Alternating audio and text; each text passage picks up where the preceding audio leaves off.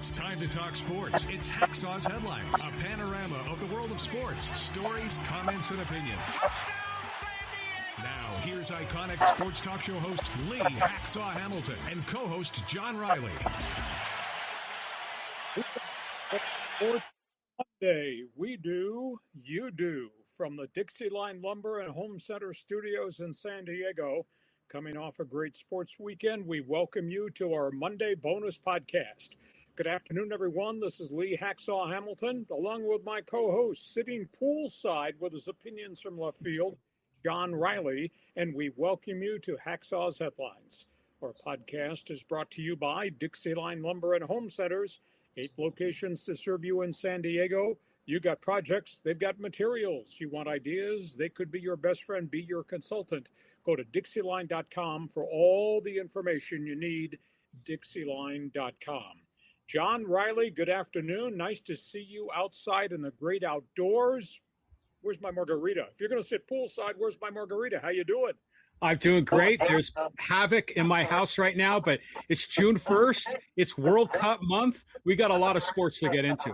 Yeah, we're going to go a lot of different directions when we are done, because we do sports talk the way it should be done. We put topics on the table, and then we ask you to join us and express your opinions to our opinions, and then we argue about that. We call this Fans Forum. John, when we're done, how do all the people on live stream, and we're just knocking down big numbers that are watching us on live stream, how do they join us in Fans Forum?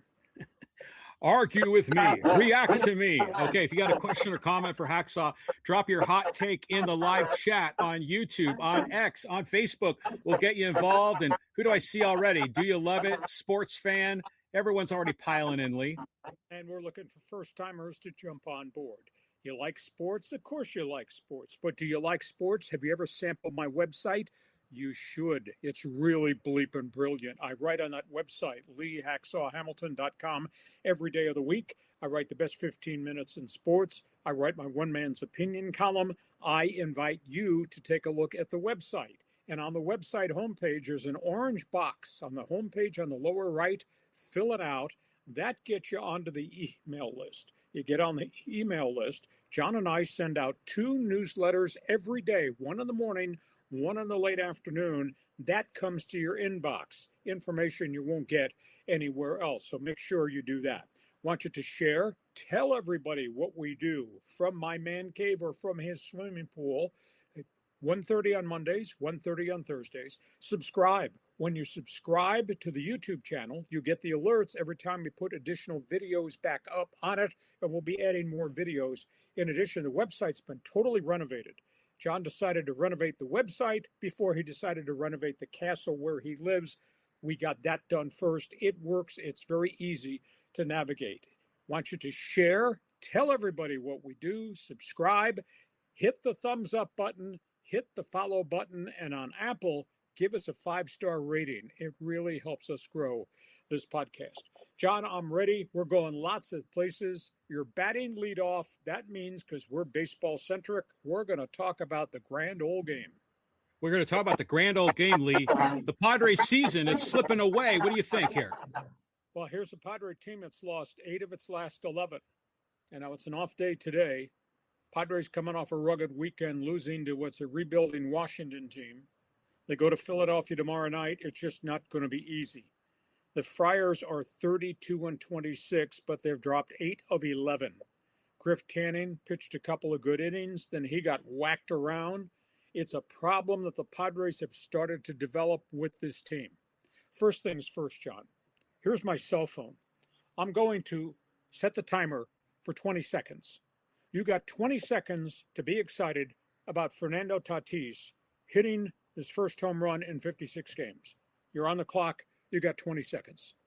Clock's expired. So when we're done, now that you've celebrated Tatis's only home run of the season, let's talk about the rest of the issues with this Padre baseball team. They lose 2 of 3 to Washington after getting swept by Philadelphia. Now they turn around and go into Philadelphia. The bullpen has started to leak oil. It's allowing inherited runners to score. Michael King pitches his guts out. Last start goes 6 dominant innings and then loses it and winds up taking the loss. And it's the exact same thing that's happened with Walker Buehler. We see chunks of time where his start is really impressive, and then it gets away from him. Canning has not really put together more than 3 or 4 good innings max, always has a bump in the road, lots of base runners. Vasquez has had 2 very bad outings in a row after starting the season like a house of fire. They just don't have very much pitching out there left now. I'm not sure what the Padres are going to do. Get this statistic. In the last 7 starts, the Padres starters, John, have a collective ERA of 6.88 in their last 7 starts.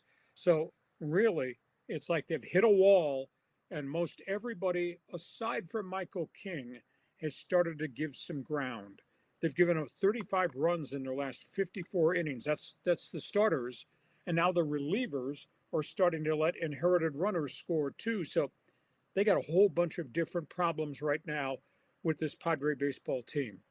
A couple of other Padre footnotes. We knew that the setback was going to take time. And now we know why the setback is going to take even more time. I'm talking about Joe Musgrove. Joe Musgrove has now confirmed he's been examined for a stress fracture in his forearm. They believe also through the MRIs, they've located a minor bone spur in the forearm. At this point, he's beginning soft toss. They need to see how the arm is going to respond. If the bone spur becomes a problem, Musgrove has already investigated the use of what they call nano-nerve surgery. It's the same one they performed on Tarek Skubal in Detroit if they have to go in and get that loose particle bone spur off. So that's a big issue there. Meanwhile, Nick Pivetta has begun soft toss in the outfield, but he seems a long ways away because of his own specific forearm problem. So I don't think anybody can consider Musgrove Pivetta part of this rotation. As June starts, takes us into July. Who knows whether July spills into August. Meanwhile, the news on Jake Cronenworth is not good, and this is beyond his 144 batting average. They have now confirmed, as he has started to try to do some baseball-related workouts, batting practice, like jogging, heart rate goes up. The concussion symptoms keep coming back. This is not a good situation for Jake Cronenworth. The Padres are making a roster move in desperate need for consistency in the batting order. They're bringing up young outfielder Jace Bowens from El Paso. He's hit 13 home runs this season. Last I checked, his batting average was about 280. Somebody's going to vacate the roster. I don't know whether it'll be a pitcher, whether it'll be one of the catchers.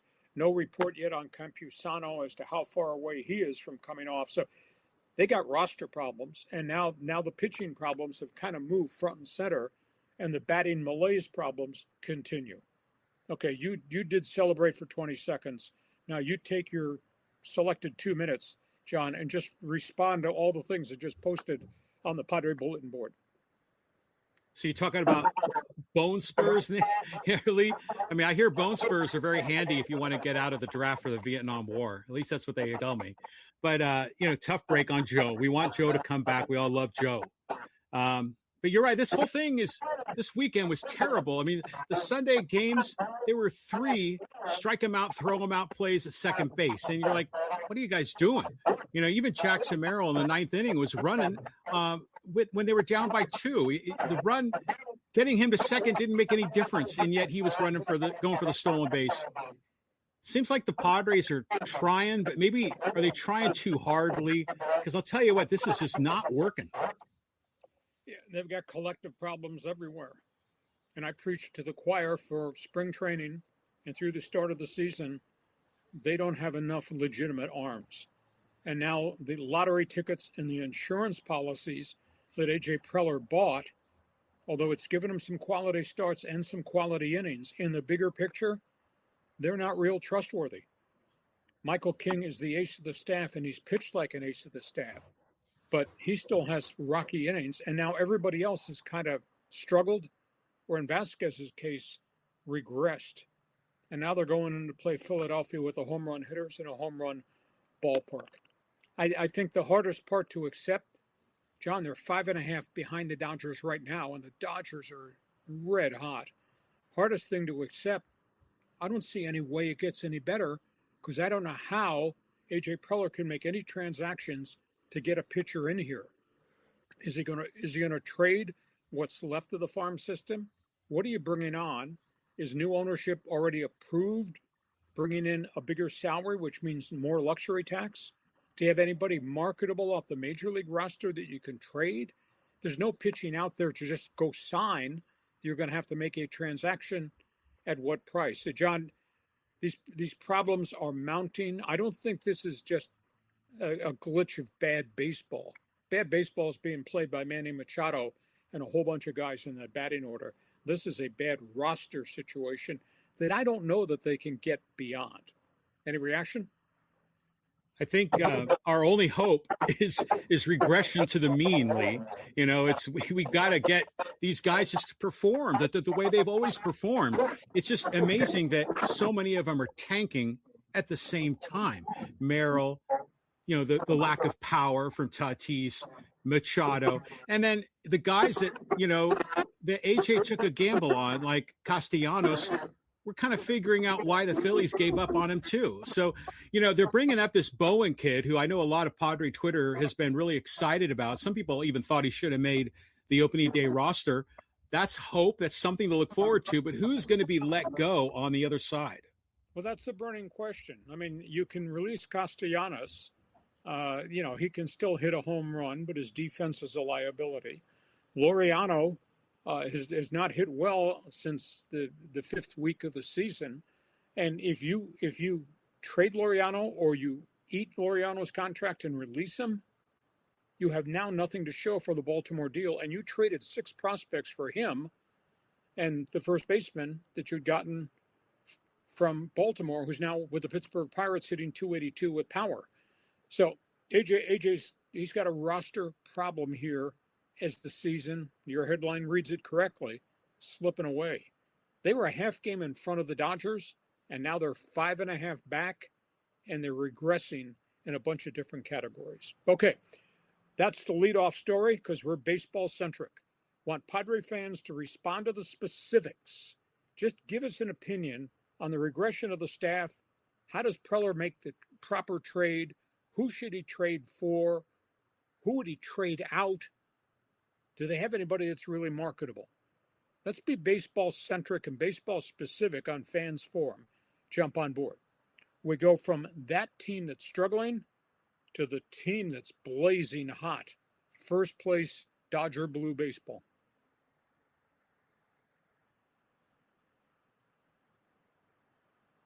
So say Dodgers. You got some tidbits. Yeah, let's just run around the block here and talk about the Dodgers. 38-21, 5.5 game lead in the standings. They have won 14 of their last 17, and they've figured out their pitching issues. That's Mark Pryor, the pitching coach. Dave Roberts, glorifying what Pryor has done to help Yamamoto become an established dominant starter every fifth day.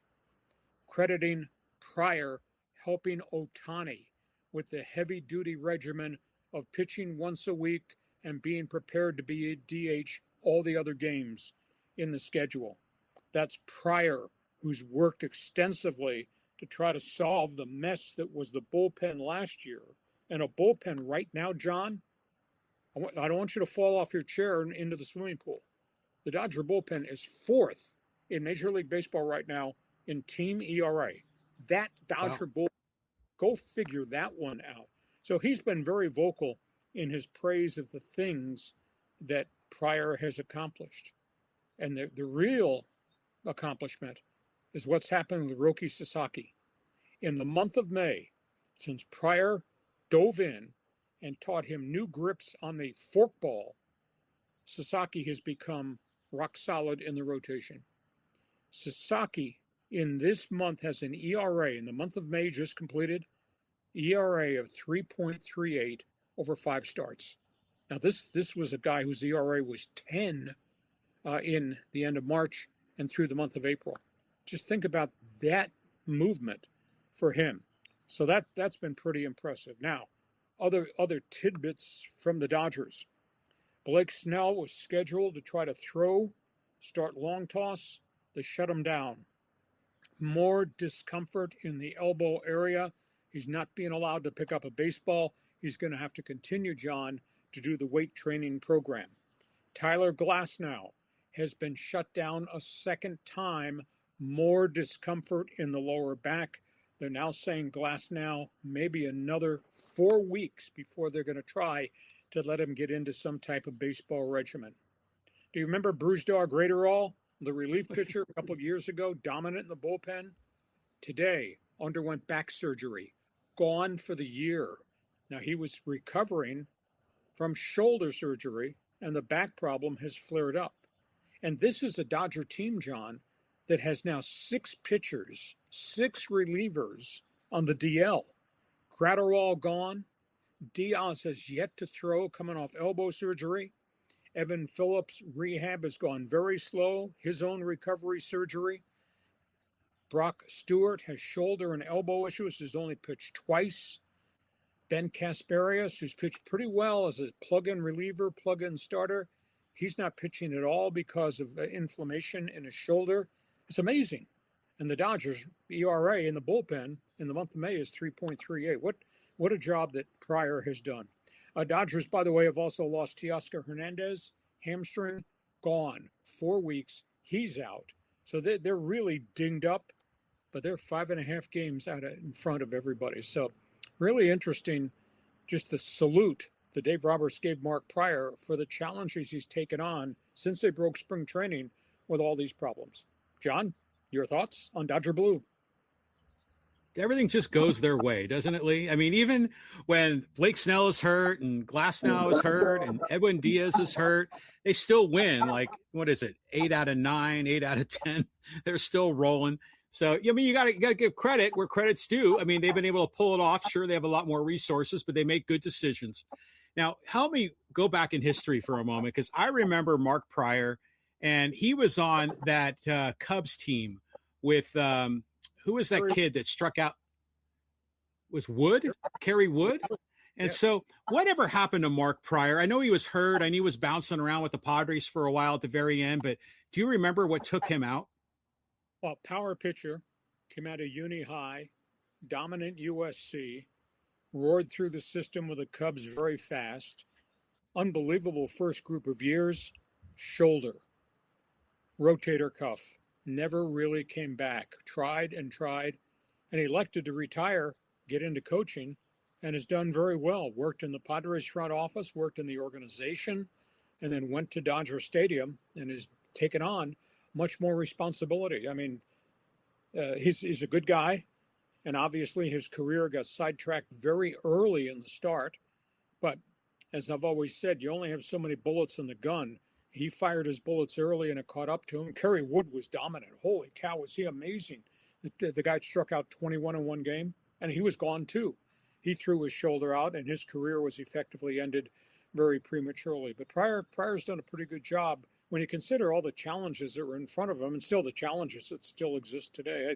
But if indeed they have solved Sasaki with this forkball, holy cow, that's a big plus for the Dodgers in that battered rotation.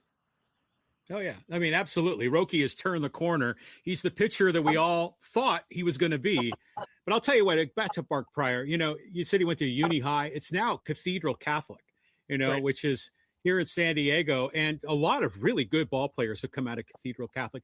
Who was the Padre? Was his name Carlos? Was it Carlos Quentin? Remember him? Yeah, he got into the brawl with Zach Greinke on the mound one time. Carlos Quentin went to the same high school, to Uni High School, which is now Cathedral Catholic. So, yeah, good on Mark. He's a local San Diego guy. I wish him well, but maybe not too well. I want to see the Padres at least make this competitive. But right now, these two teams are going in different directions. Scoreboard, baby. Dodgers have won 14 of their last 17. Dodger fans, fan forum chat box is open for you. Jump on board and let's just talk specifics. Can the Dodgers do this, run this table and dominate if there is no Snell, if there is no Glasgow? That's one of the questions of the day. Be specific. to some of the topics that we're talking about. Fans Forum chat box is open if you're wearing Dodger blue. We go from that to the real bad team on the West Coast, Angel baseball. And that, John, that's a bad environment. Yeah, injuries, wins, losses, and anger. It's not sounding good. Tell you what, Angels, they're coming home. They've had a decent road trip. What they did to post a bunch of wins in Tampa was kind of surprising. At one point, they had a 4-game winning streak. End of the day, it's still a team that's very deficient in the batting order. I still think it's a team that's got huge holes, 16 blown saves or blown leads in the bullpen. I still think it's a starting rotation. It's really wafer thin. And now Jose Soriano's kind of hit the wall. At one point, he was off to a 5-0 start. He's won only one of his last 5 decisions at that point in time. And now they got a problem down in the minor leagues. And we talked about Ty Bremner, last year's #1 pick out of UCSB, started the season like a house of fire in Class A ball in the Northwest League in Tri-Cities, had a 0.58 ERA. They've had to shut him down after 5 starts. He's got shoulder problems. He's only pitched 18 innings in Class A. His ERA is 1.50, John, and he's got 28 strikeouts in 18 innings, but they put the lid on him because he's got shoulder inflammation in Class A ball. So they'll treat him and then bring him back slowly, but, that's the kind of news they don't need. And the environment at the Big A is horrible. John, have you heard about the fans in the upper deck? They're starting to sell huge blocks of tickets in the upper deck, right field at the Big A, where fans show up and they have this thing called Take the Tarp Off. They take their shirts off and they start singing, "Sell the team, Artie, sell the team." And it goes on during the whole ball game. It's hilarious, but it's also very much a really ugly environment there. And Artie Moreno, I was told, has stopped coming to games. His own team, he stopped coming to his stadium during home games because of the abuse from the fans. Terrible. John? Yeah. It's funny is they call it tarps off, this phenomenon, and they made a debut at Petco Park. So, it's not just hate on Artie. It's just dudes, guys being dudes, they're out there in the stands and having a good old time. But is there any bright spot here with the Angels? I mean, is Mike Trout, is he resurrecting his career? Is he going to go somewhere else? Is there anything to root for here, Lee?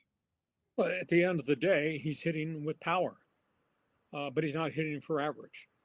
Joe Adell, who's hit for power, isn't hitting for power and isn't really hitting for average. Soler, occasional home runs. The third baseman, Moncada, has been demoted. He's not playing. Of course, he's hurt now, but he wasn't hitting when he was playing. Chanel's on the disabled list. Minor foot injury, I believe. Zach Neto, not hitting for big average. He's hurt. Ohapi has been dinged up. He's hitting home runs, but he's hitting under 200. It's just a team that nobody's producing whatsoever. And all the excitement we got the first 4 weeks of the season with Jose Soriano has kind of evaporated. And now he's walking a ton of batters. His ERA is rocketed. And, the guy that was 5-0 is now 6-4 and has not really had very, very many good starts. And the bullpen's in disarray. Like I said, 16 blown leads or blown saves to the season. Just not good. And the owner's not going to games. Can you believe that? Yeah, I mean, it's kind of chicken bleep, isn't it, Lee? I mean, you gotta take the abuse from the fans. You got to be accountable for the quality of the product on the field. So it's a shame that it's coming to this. But do you think at some point Artie's going to throw in the towel and sell the team? Doesn't seem like he is. Well, maybe Rob Manfred will step in and indicate it's time to do this because we can't afford to have an ill-fitting team in a big market on the West Coast be as poorly run and with such a poor product. We'll see if Artie wakes up and says, okay, I did my best. It has not worked out recently. Sell the team. I like Artie. I got along great with Artie. But at the end of the day, the scoreboard does not lie. And, this is a product that has gotten really, really poor. Okay, you're an Angel fan. Be specific. Talk about Artie Moreno. Are you shocked that a rich man now doesn't even go to the games. His team plays in his own stadium. Fans Forum chat box is open. Want you to be specific. We're putting some good topics out here for discussion. John would go from all things baseball on the field to what's going on off the field. We talked Thursday on the podcast about the proposals the owners and the union made, and now there's responses and quotes that I want to show all of our followers on our live stream. Pop that up there.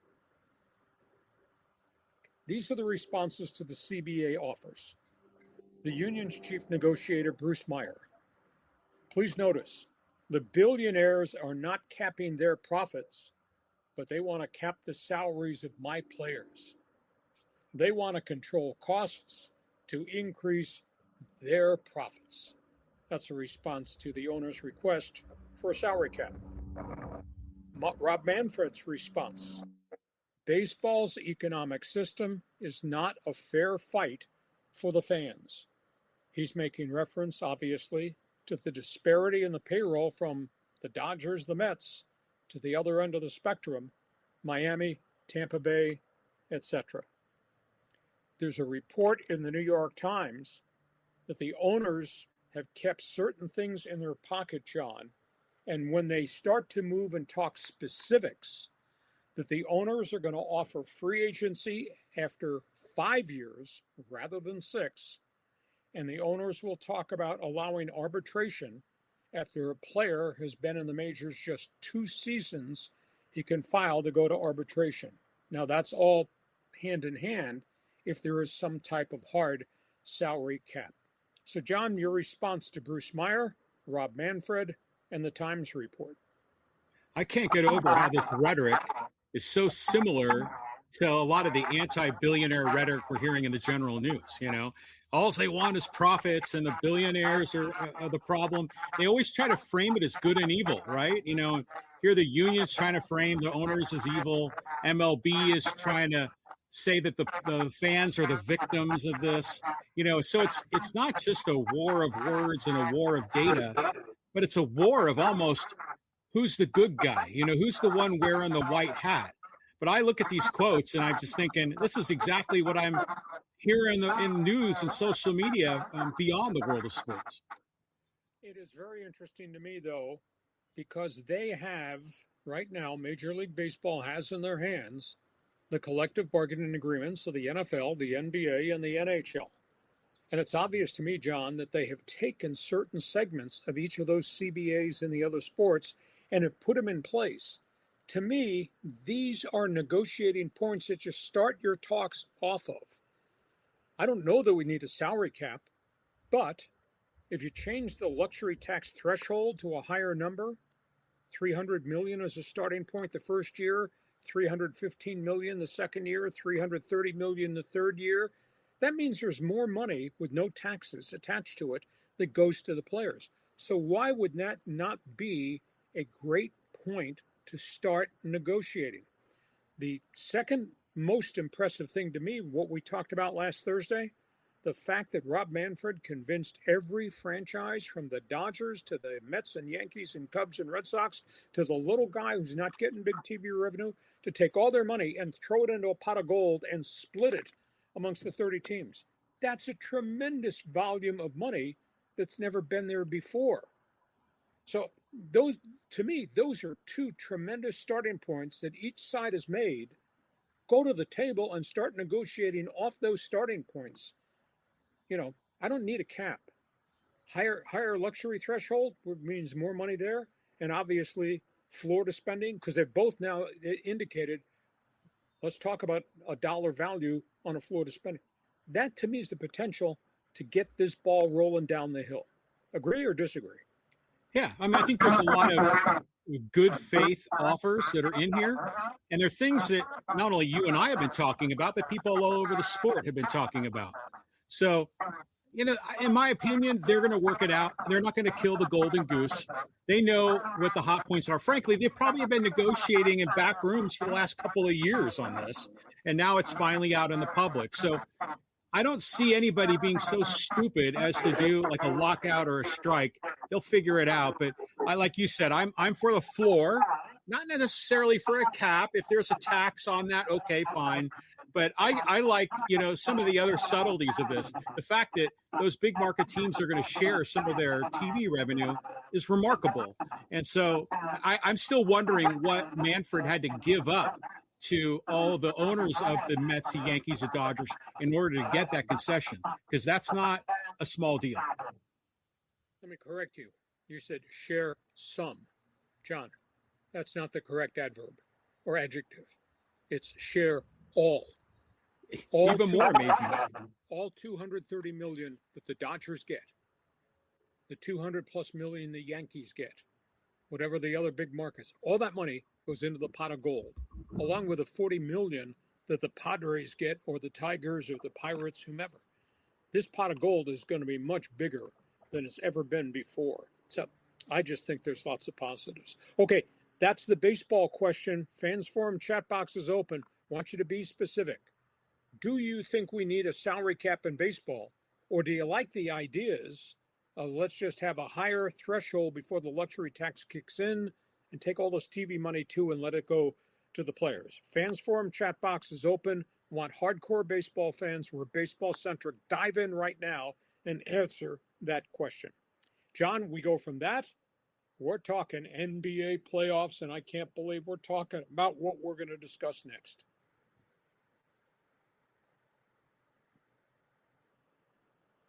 Say it's a hell of a series, the Spurs and the Thunder League.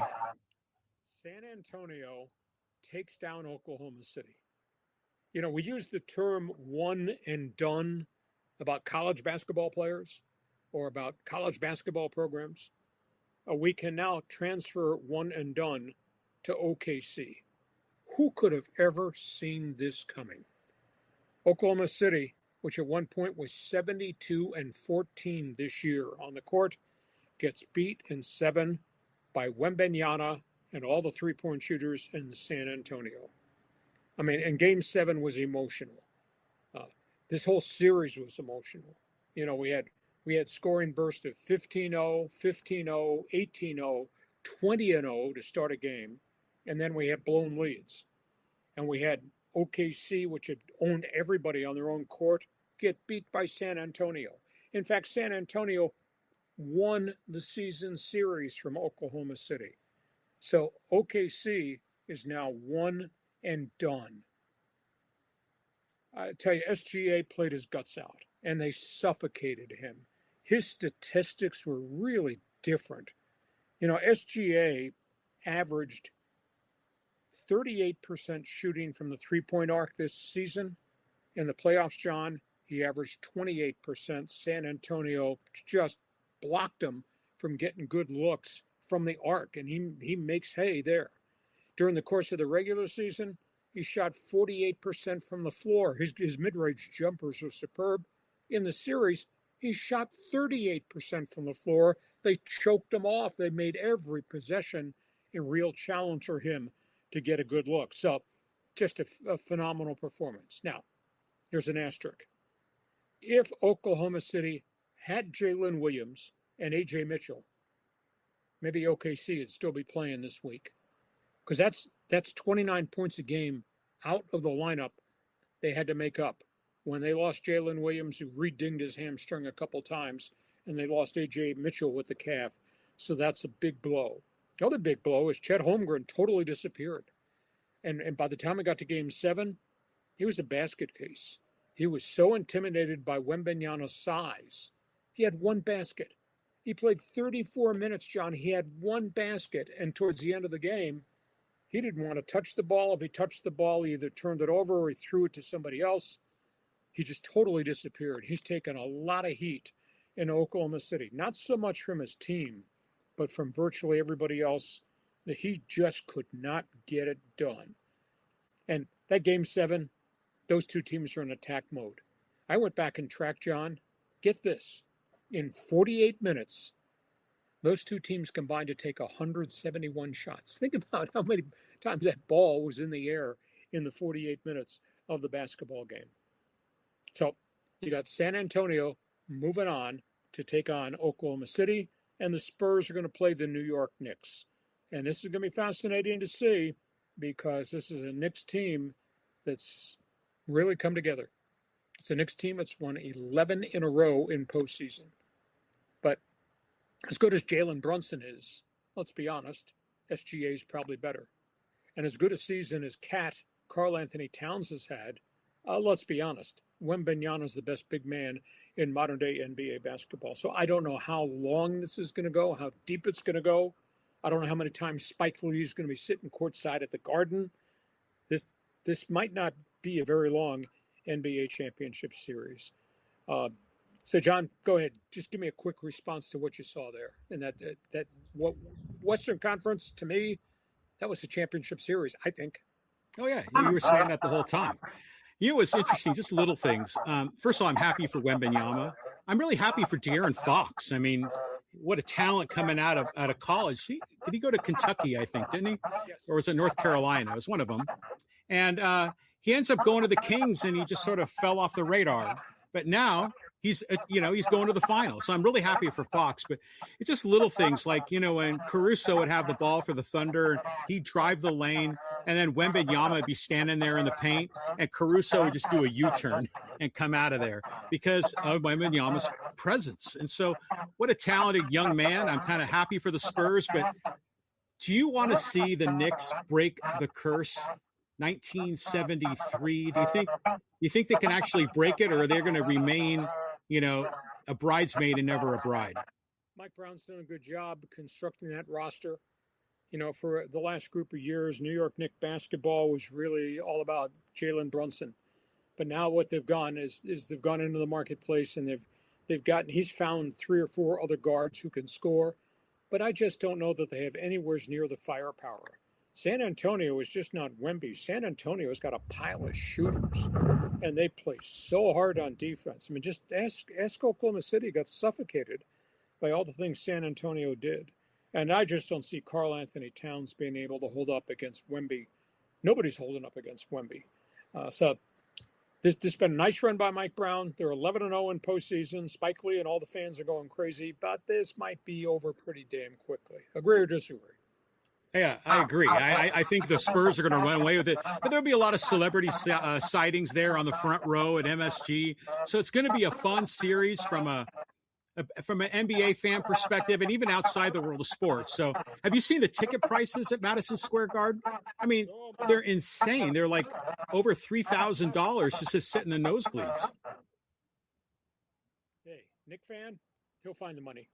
It'll be raucous, no doubt about it. Let me give you a sidebar thing. By the way, you've got to read my one man's opinion column today. If you like the NBA, read my one man's opinion column about who San Antonio has become, what happened to Oklahoma City. I felt so good. I wish they had showed him on camera, but I understand why they did not. I felt so good at the end, not just for the players and for Mitch Johnson, that coach, but Greg Popovich. Now, he was up in the owner's box. If you know the story of Popovich, self-made guy from the Air Force Academy, became a Hall of Fame coach. It's just unbelievable, a player personnel, motivation, X's and O's. He suffered a catastrophic stroke. If you ever seen any video more recently of Greg Popovich, he has lost a lot of his ability to move the left side of his body. He's lost use of his left arm. He needs a cane to walk because of weakness in his left leg. His speech has been impaired, yet his brain goes 100 miles an hour.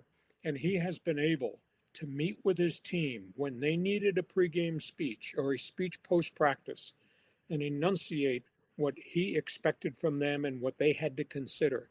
So it was really cool to see the Spurs point up to the owner's box and point towards Popovich up there, because obviously his life is now drastically changed. But he's one of the architects of what Spurs basketball has become. So you think the Knicks can be in this game, or you're just going to sit there and want to wait and see what Spike Lee wears? Well, it's going to be fun to watch. I like to see this be a competitive series. But I'll tell you what, if they ever make a movie about Greg Popovich, they got to get Donald Sutherland to play him. He'd be perfect. Okay. We go from that. What's the next topic you want to talk about? NBA trade rumors here with the Bucks, Cavs, and Warriors. Yeah, there's a lot of stuff going on behind the scenes. As soon as the playoffs are over, free agency begins. Trade window opens. NBA draft will be just around the corner in late June. Let me walk you through something. Big story involving Giannis. We're waiting to see who's going to put the right bid in to get him. A week ago, the theory was the Milwaukee Bucks were really intrigued by the Boston Celtics offer that might include Jaylen Brown. Supposedly it'd be Jaylen Brown and 2 number ones. Now this weekend, yesterday, new rumor surfaces out of Cleveland that the Cavaliers might be willing to trade 2 number ones and Evan Mobley, the big guy, to Milwaukee for Giannis. Cleveland wants to change the chemistry, wants to get a little bit more fierce. And of course, they have Donovan Mitchell and they have James Harden. So that's a really intriguing rumor there. Another rumor that has just surfaced involves Golden State. You know, they made a kind of a weird deal for Kristaps Porzingis, who's been all over the roadmap in the course of his career. He came here from Europe, and he was going to be the next superstar, and he's had health injuries and health problems, injury problems, and he's gone from Dallas, and then he was in Washington. He's moved in Atlanta. He's moved everywhere, and he winds up at Golden State in a late season trade. His contract is up. There's a report that Golden State might not offer him a contract, and instead Golden State would use his cap space to go get LeBron James and then use their number 1 picks in Jimmy Butler to go get Giannis. Could you imagine that? If you had Steph Curry, Giannis, LeBron, all on the same basketball team. So that's the latest story there. So again, a lot of groundwork being made for trades. Now we're going to see quickly how these deals occur as soon as the playoffs are over. John? Yeah. Do you get a sense, Lee, that the Cavaliers are thinking that they got to go all in because, they got Mitchell, they got Harden. What was the missing ingredient that they failed to the Knicks? And is Giannis really the answer? Good question, but Giannis is still a great player if Giannis is healthy, although his numbers the last year and a half have not been as dominant as they were before. But he's 31 years of age, and the injuries he's had are not catastrophic. So I think they're looking for firepower, leadership amongst a big man, because maybe it's too much a guard-driven offense that if Harden and Mitchell don't do it, then they can't be in games. Well, if they had Harden, Mitchell, and Giannis, wow, that would really be good. But yeah, I think your point is well taken. All in now. It has to happen now if it's going to ever happen. Make sense? Yeah, it does make sense. A great deal of sense. What about Golden State? What do you think about this? Let Porzingis go, lure LeBron there with Curry on a reunion tour, and then make the deal for Giannis. Yeah, well, I'm all for giving Curry and Draymond another shot at glory. It could work out. I mean, it is, though, weird how certain, Hall of Famers, you get towards the end of their career, they start playing like 1 year for one team, 1 year for another team. I wonder if that's what's going to be for LeBron. Okay, that's where we are. All things basketball, feel free. Jump on board. Who's going to win? San Antonio, New York Knicks. Want you to be specific in Fans Forum and give us an opinion. We get to halftime on a jam-packed Monday bonus podcast. Our podcast is brought to you by DIXIELINE Lumber and Home Centers. 8 locations to serve you. Been in business more than 100 years. And when it comes to DIXIELINE, we always think lumber. But DIXIELINE is about doors and windows and renovation. DIXIELINE's about building new homes and doing very creative stuff. John, take it from there. Yeah, here's some video here of DIXIELINE Lumber and Building Materials helping people build custom homes. And they do this all throughout San Diego County and up into LA and Orange County as well. Whether it's a single family home, maybe people are doing remodels in addition to a kitchen and bath, or maybe they're building a multifamily units. Let's say a small apartment complex with 4 units, 10 units, 12 units. DIXIELINE can help those folks out, including building some of those granny flats, Lee, that people have in their backyards. You ever checked out one of those little ADUs before, Lee? Yes. Granny flats or places for the kids to play or doggy houses. Yeah, exactly. So the folks at DIXIELINE can help you out, get all set up, get everything you need to get all dialed in. DIXIELINE Lumber. Just go to DIXIELINE.com to see all the things they have to offer. And by the way, with Father's Day coming, because this is a podcast driven by all these guys who are sports fans, you need to think to tell the lady in your life for Father's Day, how about a gift certificate, or let's go on a shopping spree to the tool center at any of the Dixieline stores. DixieLine.com, the place to go. John, we're at halftime. When we're done, because we put a lot of topics on the table and we do express a lot of opinions. Me in my man cave, you out there by the swimming pool in left field. We put a lot of topics with a lot of opinions. But when we're done, John Q. Fan, a.k.a. Joe Sixpack, Bobby Bag of Donuts, followers, they take over. Fans Forum, how does it work? Okay, well, first of all, I need to tell the folks in Fans Forum, I hear you, that my microphone sounds crappy. And I've been switching between my standalone mic and the built-in mic on my laptop, so my apologies. But I want to tell you, we're going to get everybody involved. Jump into Fans Forum with your question for Hacksaw on the live chat on X, on Facebook, or YouTube. Okay, and a reminder, I write about sports every day of the week. Check my website, LeeHacksawHamilton.com. Best 15 minutes in sports, one man's opinion column. Join Hacksaw's Insiders Group. A lot of people don't know this. In addition to doing this award-winning podcast, we send out 2 sports newsletters a day.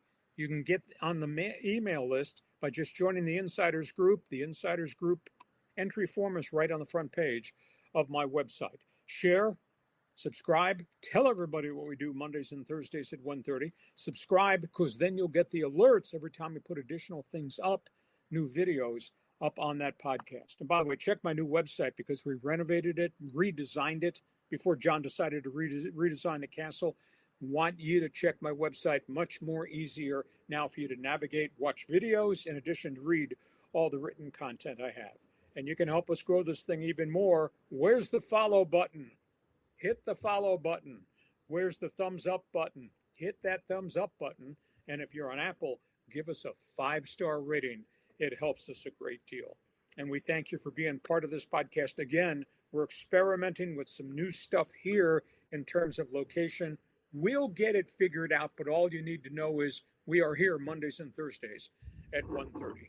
John, if that was not enough, what we talked about baseball and basketball, how about what just happened in the NFL? Wow. Yeah, huge trade with the Rams. Let's talk about what the Rams just did. Around 11 o'clock this morning, the only word I can use is bold. Or maybe I should use the word brazen. Or maybe I should use the word brilliant. How about what the Rams just did? The Rams traded next year's #1 draft pick. They traded young defensive end Jared Verse. And there's another draft pick in the deal. They are theorizing another pick might be a future #1 down road. All that goes to the Cleveland Browns for the top pass rusher of all time. Myles Garrett, who had 23 quarterback sacks last season in Cleveland, all-time single-season record, and 125 quarterbacks in his career. Myles Garrett and his 4-year mega contract comes to the LA Rams. Now, they're paying a price, but according to Les Snead, F those first-round draft picks. So he's getting rid of all of them. He's traded away 8 #1 draft picks, but the Rams are all in on going to the Super Bowl, Johnson. I mean, this is a transaction that has spectacular implications for what is a tremendous Rams football team. And they're going to be able to juggle it with the salary cap. So you get the NFL's elite pass rusher coming to LA with the elite quarterback that's Matthew Stafford and all the other talent there. Wow. And Cleveland stockpiling picks. And Jared Verse is a good football player, but he's not Myles Garrett. So that's a really big story. Second story has to do with Kansas City. Andy Reid's got his hands full. He's got a recovering quarterback from surgery. He believes that Patrick Mahomes will be ready opening day. He's obviously rechanged the personality of the offense. They say they're going to run the damn ball and throw the ball this year.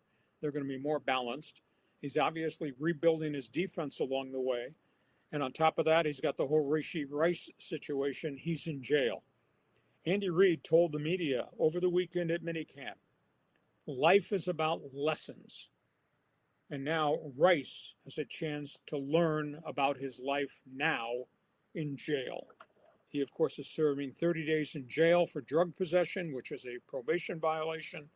He still could be disciplined again by the National Football League, but that's where we are at that point in time. Minnesota, they've begun their OTAs, and the distance between who might be the starting quarterback and who was last year's starting quarterback, John, is like the difference between Phoenix and Brooklyn. It's unbelievable. Kyler Murray has grasped everything that Kevin O'Connell's thrown in the playbook, and he's had good private workouts and now brilliant in terms of what he's doing in the OTAs. J.J. McCarthy, work in project. And at the end of the day, J.J. McCarthy had a really erratic last season. He had injuries kind of in the middle of all that, but he just wasn't very consistent, and he didn't do all the things a star quarterback has to do. And now it looks like Kyler Murray is going to wind up being the starter in Minnesota on this one-year contract. And we're on the clock. We're waiting for the next big trade to come. When my cell phone went off with these alerts, NFL trade, I thought it was A.J. Brown being moved out of Philadelphia. Instead, I was shocked that it was Myles Garrett going to the LA Rams. A.J. Brown is still out there. So now the burning question, where does A.J. Brown go? Does A.J. Brown wind up in New England? Does he go to Kansas City, which somehow has become a late bidder in this process? Is it to Jacksonville? Is it going to be to the Patriots? And does Philadelphia bypass a number one pick in 2027 because it's a loaded draft and just get rid of the guy and take a number one pick from somebody in 2028? It's very interesting to see how all this is going to play out. John, what'd you think? I texted you and said,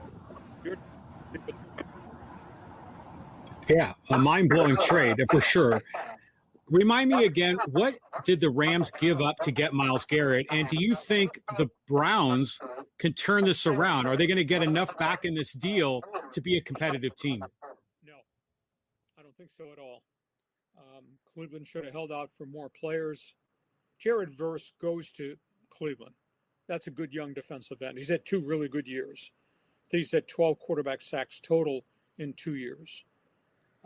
He goes. Next year's number one goes.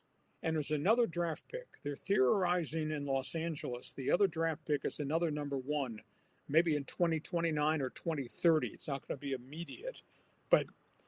And Myles Garrett's got 4 years left on a contract, does not have a history of injury. This guy has high motor. So this is to me a win trade for the Rams. I think it's a trade for Cleveland saying, we weren't good last year. We still got a quarterback issue. We're trading Garrett. We're going to get a lot of cap space, and we're stockpiling draft picks. Cleveland now has 2 number ones for next year, and they have 11 picks in all. And next year is supposed to be one of the greatest, deepest drafts in NFL history. But from the Rams standpoint, yeah, I think you could say Super Bowl potential team now. Yeah, how do they fit it all in the salary cap league? Well, you're moving people. It's obvious to me that Stafford's got a 2-year deal. Quarterback of the future will play at the minimum rookie level after that, so that he won't be eating up a lot of cap space. Devontae Adams comes off the book. Puka Nakua's got 1 year left. They did not do an extension with him because of his off-field problems. So what they've done is they've positioned money there. And you can also bring Myles Garrett in and restructure the contract out a little bit, which gives you more breathing room too. Interesting. Yeah, so the Rams making a big push. They're all in. Yeah, all in on the Super Bowl. What's your take on Andy Reid calling out Rashee Rice? You know what? Andy Reid is right. You make choices in life. You have to suffer the consequences of your choices. Sometimes these young men need to learn it the hard way, and Rashee Rice is going through it. I wonder if they'd get rid of him. I wonder if they'd release him. I don't know. Of course, he's coming off injuries too, but there's too many attitudinal problems there to me. Stunner. And drop down to A.J. Brown in Philadelphia. What do you think about where he winds up? And can you believe Philadelphia is going to get rid of a 4-time 1,000-yard receiver just like that? Just get out of here. I want to bring up a fun little side story. Did you hear that President Trump just had his annual checkup? And I think he came in at 6'3", 215. A.J. Brown is 6'1", 215. What do you think? I think they're fudging the numbers at the White House like they're fudging a lot of other credibility things too, don't you? Definitely, Lee. But anyways, AJ Brown's going to land somewhere good. You know, he's a hell of a player. The Patriots, I just think of when they got Randy Moss. You know, they're getting all the big time receivers. Maybe they can make it work. You know, with the young quarterback from North Carolina out there. I think he's a great player, but I think he's also got so much baggage. I mean, he's a great challenge to handle because happy, unhappy, this didn't work. Why didn't you do that? There's always stuff in the locker room involving this guy. Okay, that's all things NFL. Rams fans, jump into the Fans Forum chat box. Give me a letter grade on this Myles Garrett trade. Give the Rams an A, give them a B. Are you worried that they've forfeited all their future draft picks, that they better work right now because it's not going to work in the future? Rams Fans Forum chat box is open. Okay, John, we go from there. Let's talk about what's happened in college football. The Sorsby deal, it's still unfolding, Lee. What's the latest news? They went to court today. Texas Tech quarterback Brendan Sorsby went to court with his lawyer, Jeffrey Kessler, and asked for a permanent injunction against the NCAA, saying the NCAA has gone after this quarterback who's got mental health problems, and they should not ban this quarterback with mental health problems as gambling addiction. Jeffrey Kessler offered the NCAA a deal that Texas Tech's quarterback would sit out the first 2 games of the season, non-conference games. That would be his penalty for gambling. The NCAA rejected it. They were in court for less than 2 hours. No decision by the judge at this point in time, but the NCAA gave the judge the specifics that when he was at Indiana, Brendan Sorsby bet on 40 different games at Indiana. He bet on games that he played in. He continued to bet on games that he played in while he was at Cincinnati. And then he transferred to Texas Tech. And between the time he entered the transfer portal and got to Tech, before he was suspended, he was placing bets while he was enrolled at Texas Tech. They say he bet $90,000 while at Indiana. They say he made a total of 2,900 bets on college games over 4 years at IU and Cincinnati. They turned over evidence that he gave $60,000 cash to friends to place bets for him. So that's where his NIL money went. His lawyers said the NCAA is penalizing a fine athlete who's got a mental health issue. The NCAA's response was he violated the code of conduct. He bet on games for 4 years. Judge is going to render a decision whether there's an injunction or whether or not this guy is done. Just amazing. And the numbers, John, scoreboard does not lie. The numbers that they turned over to the judge about how many times this guy's bet, it's mind-boggling. How can he stand in front of a judge and say, I deserve the chance to play again? No, this guy needs some help. I mean, let's do the right thing for him.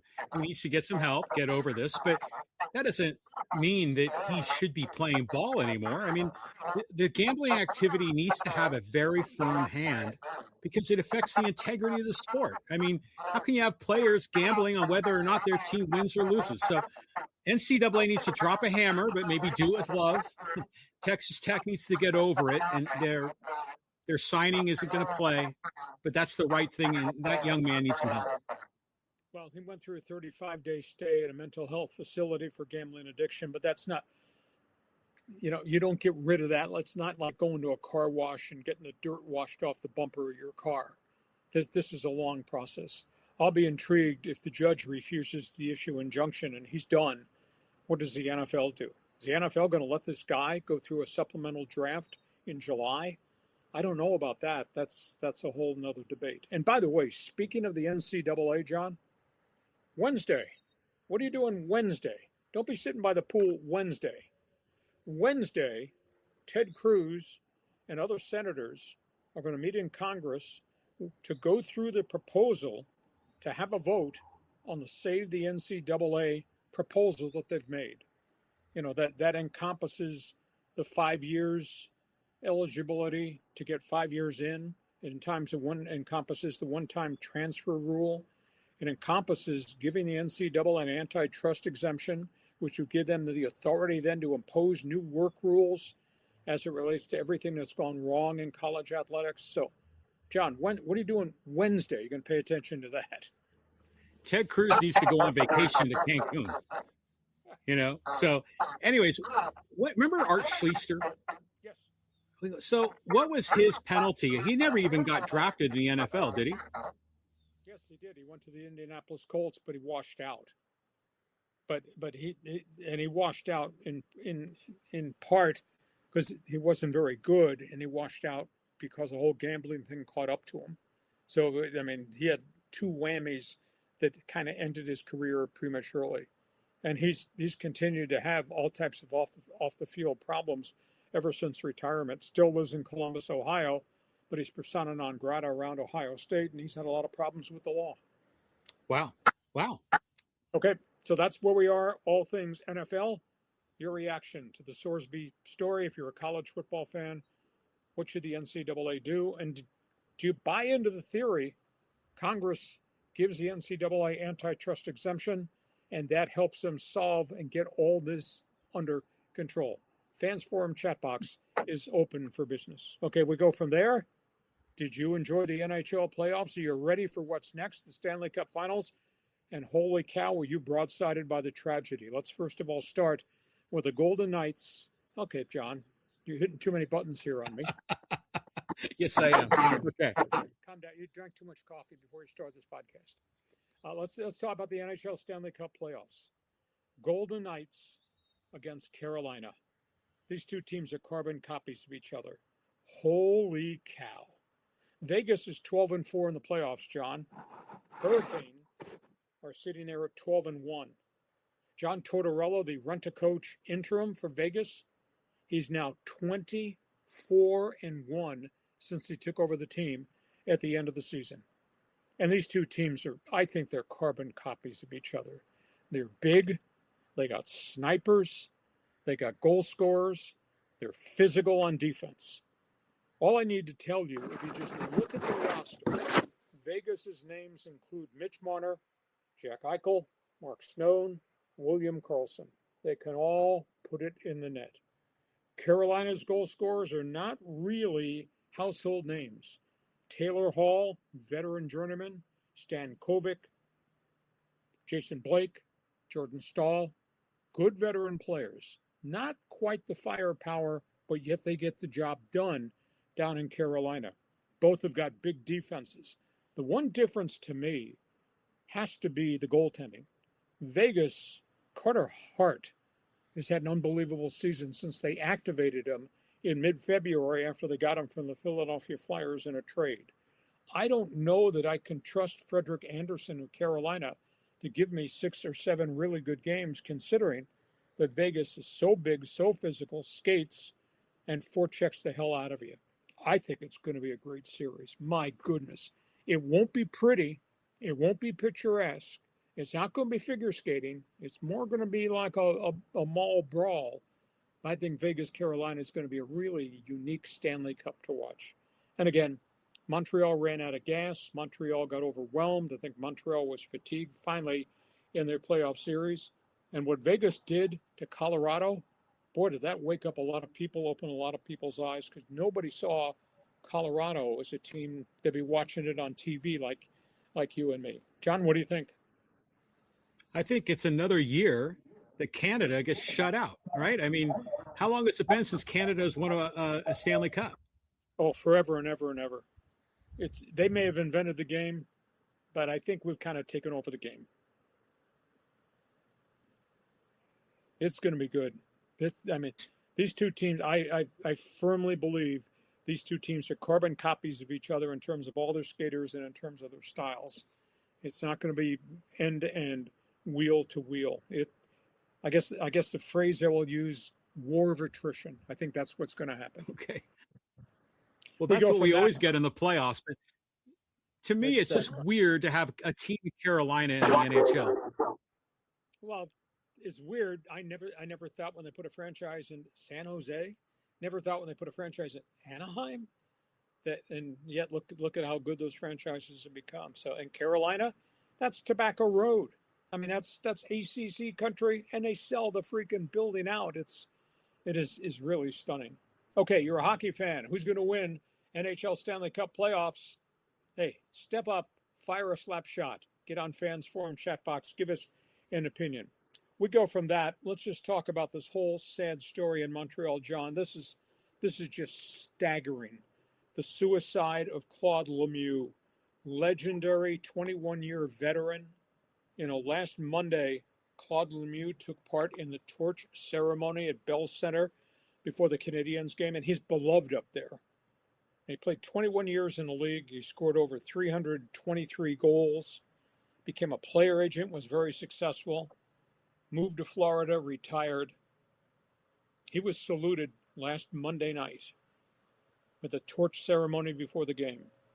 Got back on a plane, went home, and killed himself Wednesday morning. Hung himself, family found his body.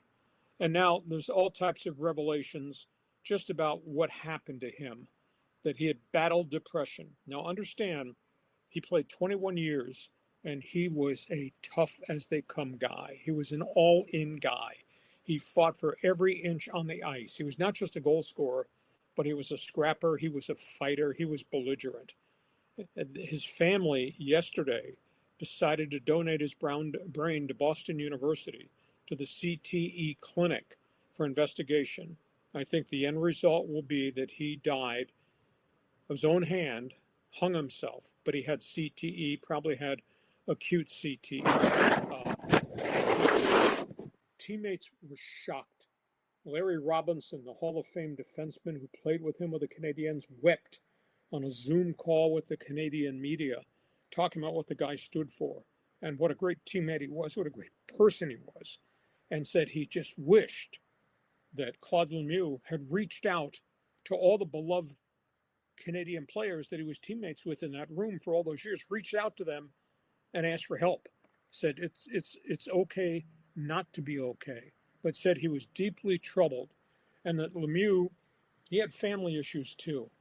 He had an issue with his first marriage in which the children from the first marriage were never allowed to see him. He went on, got married, had a second family, but he wanted to be a beloved father, and he was rejected by the first family. And it according to Larry Robinson and other people, it just really troubled him. It really put him in a bad emotional state. So, I mean, Montreal, the province of Quebec, just so depressed over the passing of this guy. And again, it goes back to my philosophy. These guys have many friends in the sport they played with, were teammates with, stayed in contact with. How could nobody see that this was happening to this athlete and not do anything to help him get help? So, an awful lot of regrets to the end result of the story. John? You know, I look at that picture of Claude Lemieux and I look in his eyes and I just think, you know, what kind of torture was he feeling behind those eyes? Because he had a successful career. You know, he wasn't the Hall of Famer he wanted to be, and he had some trouble in his life, but most people would kill to have a life like him, you know, and it's just sad how it has to turn out this way. So hopefully the CTE, they learned something from the research, and hopefully that they can use those findings to make things better in the NHL. So you're a hockey fan. This took some of the shine off the excitement of who the Montreal Canadiens were, what they became this season, how electric it was, and then for this to happen. I can't imagine what it was like for that young hockey team to have to go to that room and listen to what Coach Marty St. Louis had to say about Claude Lemieux and the passing, because Lemieux was teammates with Marty St. Louis. So just an awful, awful story. So if you're a hockey fan, jump on board. Feel free to talk. Our O Canada Network is open for business too in the Fans Forum chat box. Okay, hey, John. Yeah. Any relation to Mario? No relation. Common name. Okay. Brother played in the NHL. A cousin plays in the NHL and over in Europe. Hell of a guy, but boy, what a sad, shocking story. Okay, one final hockey topic here because we're into the off season for everybody in the NHL. It's called the coaching carousel. Yeah, coaching carousel, a lot going on with our local teams. Yeah, let's just talk about the Kings, the Ducks, the Maple Leafs. John, hold on to the table so you don't fall into the swimming pool when I tell you this. The Kings have interviewed different assistant coaches for a potential opening with their head coaching job. The latest is Jay Woodcroft, the Anaheim Ducks right-hand man. He's interviewed there, and Woodcroft is also interviewed with the Toronto Maple Leafs. Now, here's the bigger stories this week of the Stanley Cup Finals. There is a report out of Ottawa that the Ducks are talking about a mega trade with the Ottawa Senators. The Ottawa Sun is reporting that the Senators are interested in big center Mason McTavish, former number 1 pick, who's played a lot of hockey for the Ducks. They would give up a number 1 and the rights to one of the top college hockey players in the country, Wisconsin power forward Blake Montgomery. Makes a lot of sense to me. McTavish is making a lot of money. The Ducks have got some salary cap issues because they got a lot of players to re-sign. Montgomery is 6'2.5", is a power forward that Pat Verbeek likes, and a number 1 pick in a deep draft, another number 1 pick. That's pretty good. So Ducks, Ottawa, keep an eye and see if something happens between now and the start of the NHL draft. Here's the bigger one. Guess who's talking? Rumors. Maple Leafs, LA Kings. Who? Austin Matthews. If Austin Matthews wants out, he can ask out. He'll waive the no-trade clause and handpick the team he wants to go to. 60-goal scorer. Over 260 goals in his young career. Kings would have to give up multiple number 1s and defenseman Drew Doughty. But you're getting Austin Matthews. And what do the Kings need? Identity. What do they need? Sniper. Wow. Keep an eye and see if that story happens. So, John, that's the latest. Coaching one story, but these trade rumors, wow. Yeah, very interesting. But you brought up the Ottawa Senators.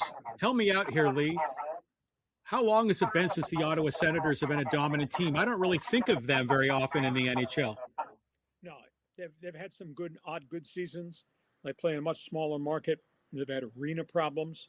But at the end of the day, you build through the draft or you build with the young players. And they've got some good young players. And so at the end of the day, if they could make this transaction, McTavish has got the future ahead of him. I think he's 23 or maybe 24, and he's on a long-term contract. They could afford him. The price tag, obviously, you're giving up draft picks and a college player. But again, the Ducks have their own set of financial issues that they've got to address, and that means somebody's going to be leaving. This trade would really make sense to me. And of course, they've got Brady Tkachuk, Mr. Nasty, who plays up in Ottawa as their captain. They love him. They got Tim Stützle, a really good right winger from Germany. And now you add McTavish. Wow, that'd be interesting. So we'll see if that happens. And this Austin Matthews to the LA Kings. Why LA? Austin Matthews is from Scottsdale, Arizona. It'd be close to home. It'd get him out of the spotlight and the pressure points of being a member of the Toronto Maple Leafs. So, John, we'll be tracking this as we go through the rest of June, getting ready for the draft, because there are always trades right around draft time, and these are two pretty significant deals. You're a hockey fan. Hockey Hotline is open for business. Jump on board right now, Fans Forum chat box. Last group of topics on the table. You love soccer. Did you watch soccer this weekend, John? Oh, yeah. I mean, the World Cup is coming up here, Lee. Are you ready to go? I'm ready. Team USA looks ready. Team USA beats Senegal. What a hell of a game on Sunday. Team USA wins 3-2. They had 3 other goals that were taken off the board. And Senegal's a really good soccer country. Christian Pulisic, goal and assist. He broke a 28-match scoring drought, and he was dominant. He was all over the field. I mean, his conditioning looked spectacular. And this is a guy who did not have a real good season at AC Milan. Folan Balogun had a goal, had 2 other goals taken off the board, one by an offside, hit the post. He looks really vibrant. Ricardo Pepi, set up Pulisic's goal. He looked exceptional. Team USA was really, really good. Now, they got another challenge on Wednesday, their final friendly. They're going to Chicago. They're going to play Germany. That's World Cup power Germany. So this will be another great test. But most everybody that covers Pochettino says, wow, has he done a good job putting this roster together? And look at the way they played against a very credible Senegal side. So that's quite a story. Second logo there is the Mexican flag. Now, they've not had a lot of great success in World Cup play, but their new coach, who's a very familiar name to people in North America, Javier Aguirre, who's been brought back as the World Cup coach, he has opened an intense World Cup camp for Team Mexico down there, and he's told the players in the first meeting in a brand new $23 million soccer facility in Mexico City, he's told the players, you have a responsibility to this country. This will be a priceless one-time experience because we have soccer games to be played on our soil. We are not going to make mistakes. And he's putting them through a very intensive training camp. So it'll be interesting to see what kind of side Javier Aguirre brings to the pitch as Mexico opens up. Third one, Liverpool. They fired their coach. This is Liverpool, which has been one of the excellent franchises in the English Premier League. They got rid of Arne Slot after a 19-loss season, a year after Slot won the English Premier League with Liverpool. But they were plagued by so many problems this season. If you recall, Diego Jota was killed in an auto accident just before the start of the season. Then they paid a ton of money to get Alexander Isak. He came and he got hurt, hardly scored any goals. There was a bad falling out with their legendary superstar, Mo Salah. So they had enormous internal problems at Liverpool. And Slot, who won him the title and the trophy in his first year, gets bounced in his second year. Meanwhile, Manchester City, they just wonder what the future is going to be now that Pep Guardiola has stepped aside. They tried to talk him into staying. He said he's burned out. He's elected to walk away. So that is kind of a real big surprise there with what's gone on. French Open tennis. Who's left? You're kidding me. Every big name in the French Open, John, is now gone. Of course, Carlos Alcaraz did not make it because of the lingering wrist injury.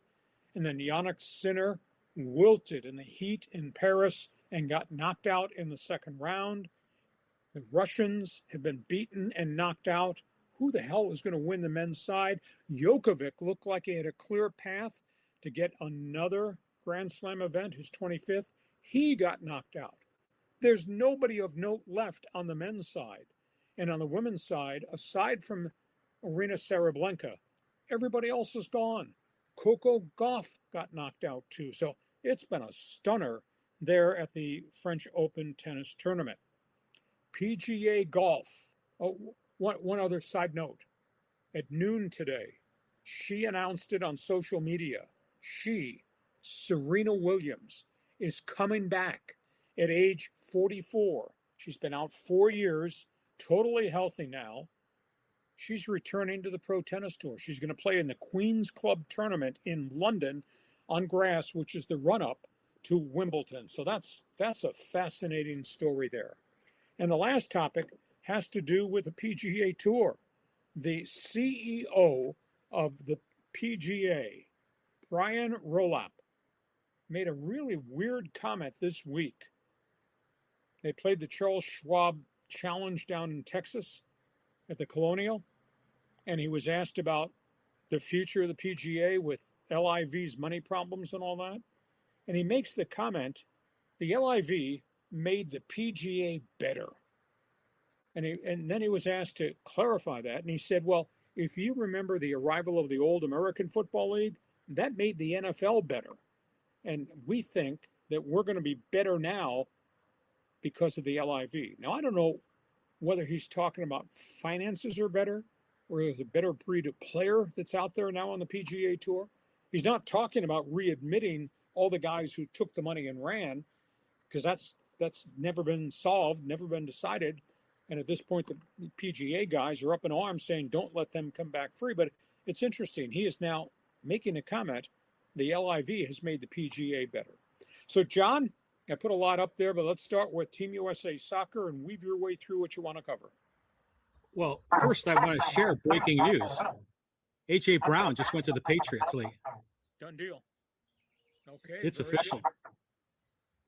But to go down the list here, Lee, I want to comment on the PGA one, because competition always makes businesses better, doesn't it? I mean, Apple and Samsung compete, and, you know, all the different technology companies compete against each other. We get better product.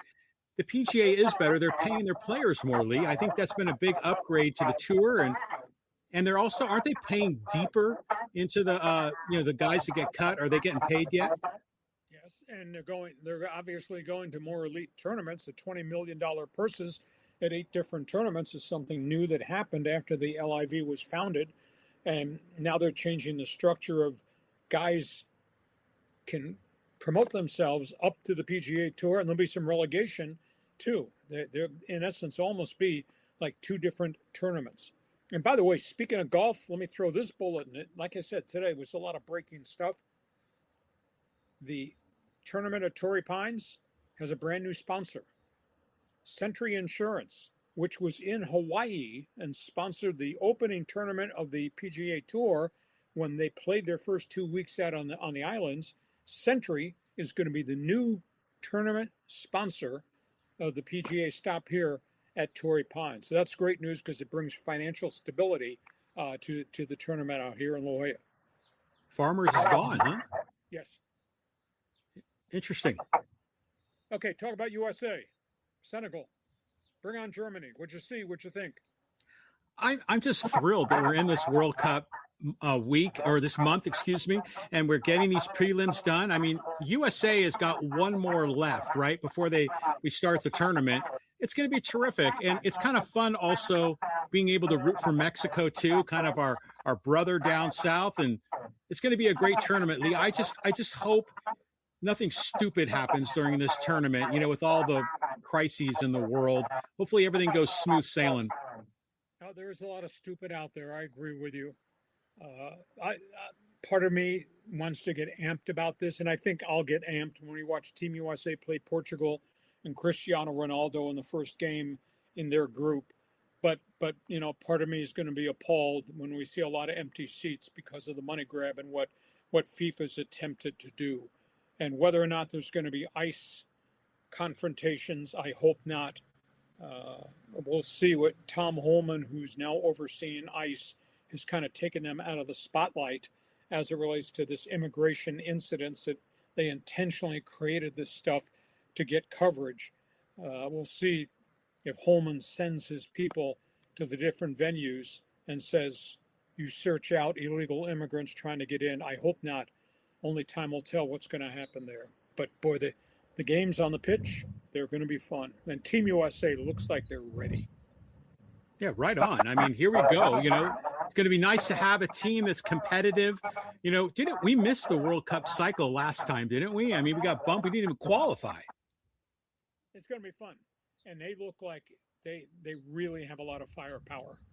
And again, what Pochettino has done in terms of layering out these guys and giving them experiences through good and bad in all the friendlies, that team played so well against Senegal.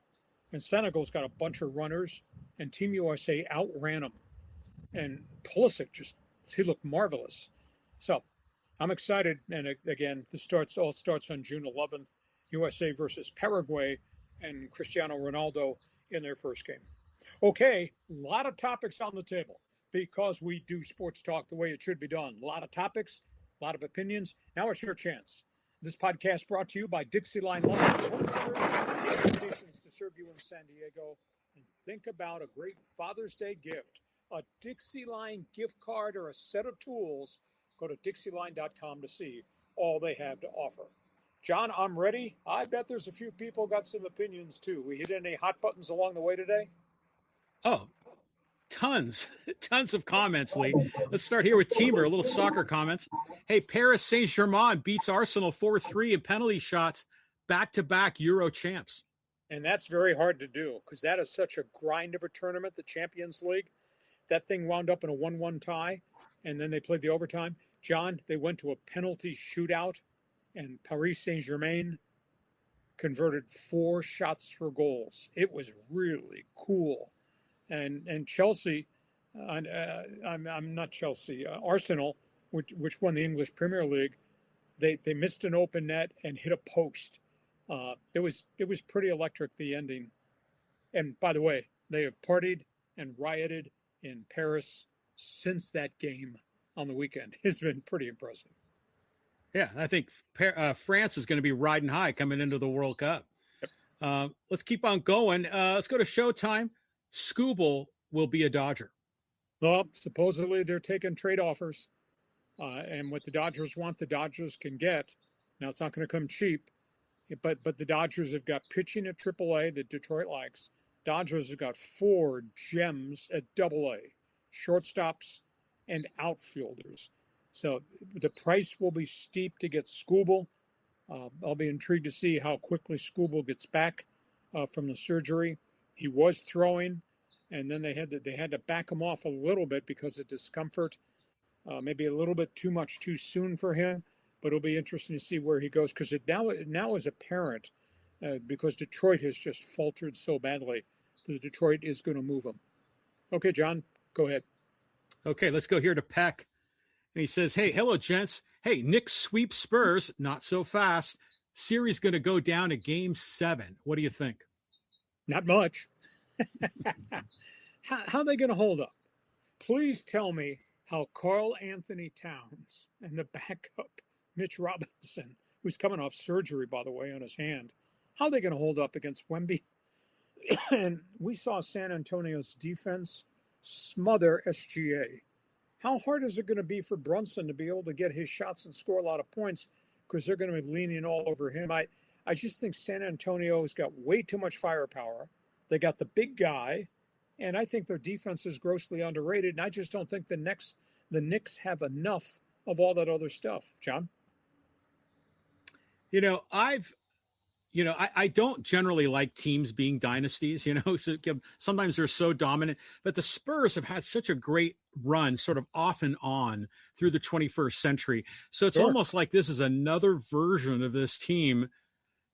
I'm going to be rooting for the Spurs, but it's going to be fun since the Knicks are involved. I mean, it's going to get the national spotlight.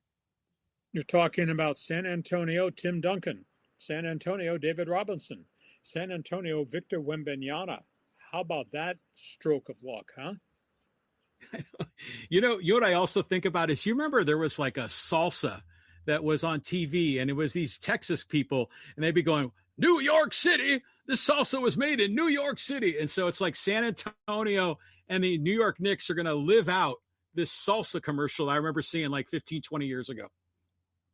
Do you think if San Antonio wins that Spike Lee will have to pay off the bet and wear a sombrero? That would be funny. That'd be really funny. I just we saw Timothy Chalamet out there. I mean, you see all the stars, that are on that front row. So I just hope I hope it's just a very entertaining series, on the court, at the front court seats. And really, if this thing goes 7, as Peck thinks it's going to go, it's going to be a classic and it'll be a terrific show. But go back to 73. Was that the Willis Reed year? Well, I don't know. That's a good question. That's so long ago. I think Willis Reed in the 68s or in the 73. But Something San Antonio, like that. San Antonio was not there then, I don't believe. Okay, let's keep on moving.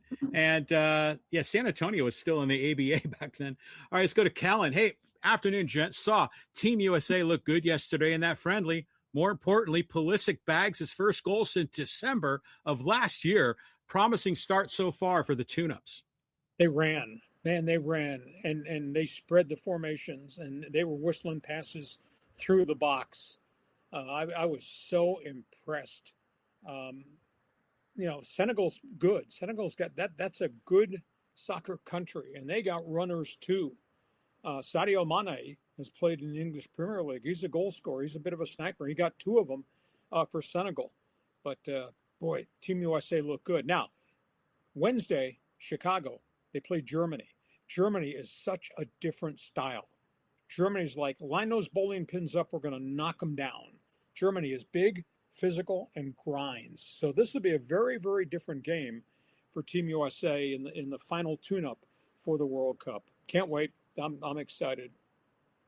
Now, do you ever think that we'll get to a point that Team USA could be one of the elite teams of the world? Because it seemed like for so long, USA was so weak in World Cup soccer because all the top athletes were playing basketball and baseball and football and hockey. I mean, do you ever see a point where Team USA is now going to be more than just competitive, but actually dominant? Well, you're talking about upper echelon.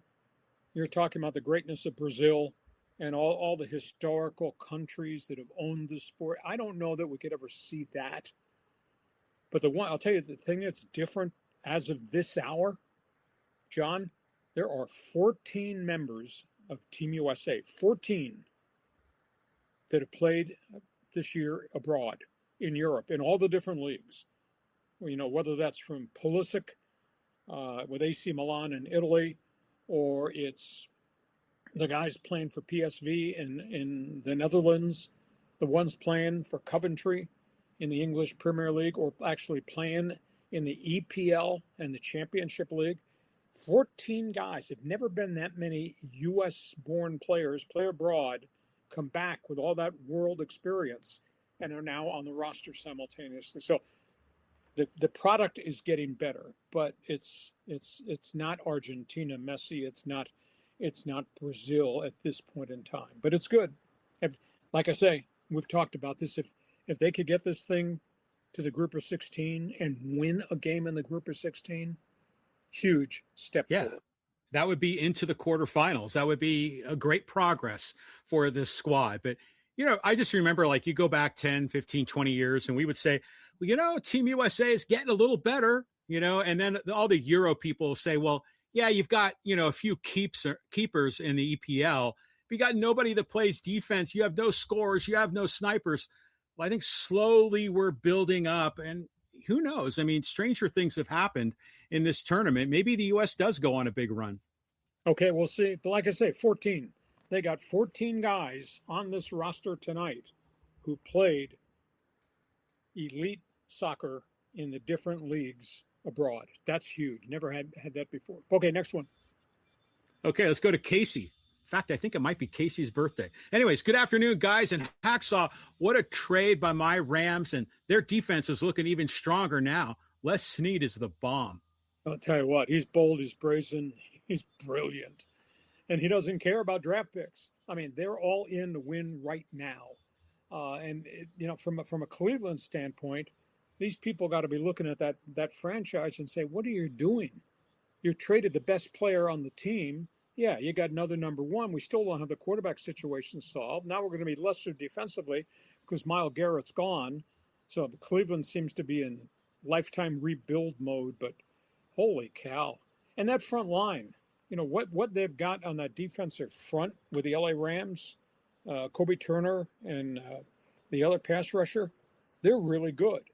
And, you know, lost in the whole conversation, John, is what they did when they made the trade with Kansas City, when they got the cornerback.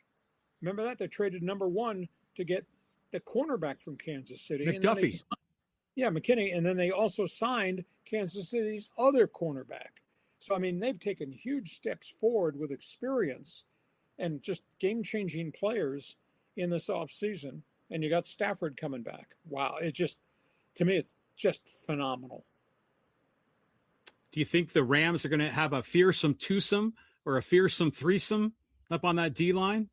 I think they have a fearsome defense. I mean, top front to back end. Wow. And then you got the quarterback throwing haymaker touchdowns. I think it's going to be spectacular.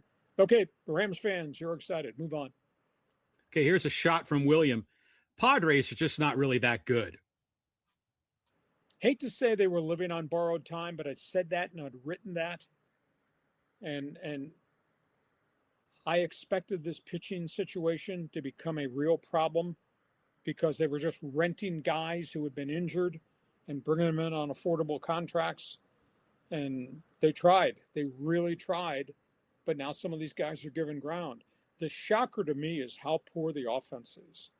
And I just can't accept the statements that, Manny Machado makes that it's just baseball. It's not baseball. You're being paid $35 million to be Manny Machado. You got to be Manny Machado. We can't accept the inability of this club to hit. So to me, it's a big, big issue. Now, can they hit their way out of it? Yeah, maybe. But where are they going to go get pitching? There's no pitching to be had unless you're going to trade Ethan Salas. Then maybe you can get yourself another quality player.